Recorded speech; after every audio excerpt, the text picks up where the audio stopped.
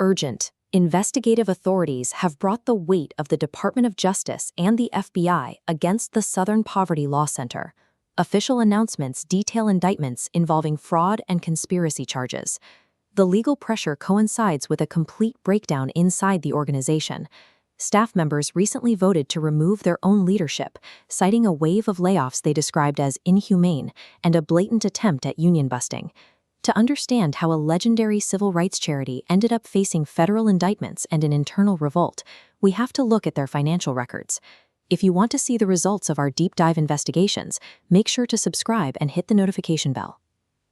Public filings and internal reports suggest the SPLC has transitioned into a high-volume direct marketing enterprise, a system that depends on a constant cycle of public alarm to sustain its massive endowment. The SPLC began with a much clearer mission. In 1971, Alabama lawyer Morris Dees founded the center to provide a voice for the disenfranchised. He was a charismatic figure, positioning himself as a defender of the poor in the face of deep-seated racial injustice. The group earned international acclaim for its civil litigation strategy. By suing the United Klans of America on behalf of victims' families, they secured a $7 million judgment that effectively bankrupted the organization and seized its headquarters. But as violent groups like the KKK faded into obscurity, the SPLC's financial growth accelerated. Internal critics began to ask if the organization was forced to broaden its definitions of hate simply to maintain its revenue. Long before the SPLC, Morris Dees was a millionaire in the direct mail industry. He specialized in high-volume marketing, once building a business that sold hundreds of thousands of cookbooks through targeted mailing lists.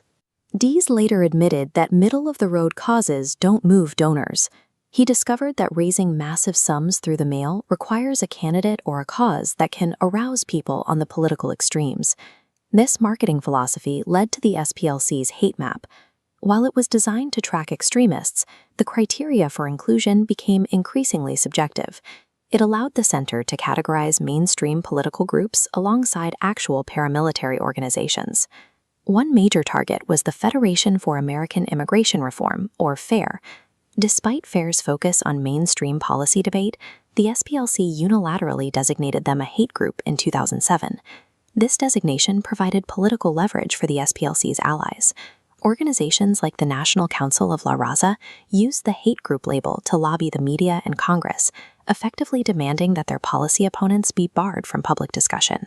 The power to label individuals and groups became a tool for marginalization. By defining their ideological rivals as extremists, the SPLC could shut down legitimate debate before it even began. The risks of this strategy became clear in the case of Maajid Nawaz. He is a prominent Muslim reformer and human rights activist, yet the SPLC included him on a list of anti-Muslim extremists for his critiques of radicalization. Nawaz sued for defamation. Faced with a legal battle they couldn't win, the SPLC issued a full apology and paid a $3.4 million settlement to Nawaz's organization. This chart shows the SPLC's explosive endowment growth. By 2017, reserves surpassed $300 million, yet tax records indicate a massive portion goes to overhead. In 2015, the SPLC spent $10 million on direct fundraising, far more than on actual legal services. The scale of this operation is reflected in their 6-story headquarters in Montgomery.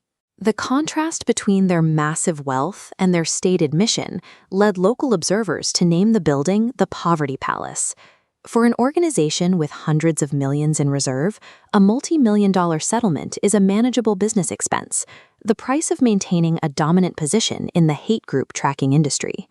The focus on aggressive growth eventually created a divide between the organization's leadership and its mission.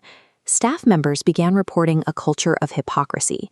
They alleged that the center's leadership engaged in the same types of inhumane treatment and labor suppression they publicly criticized in other organizations.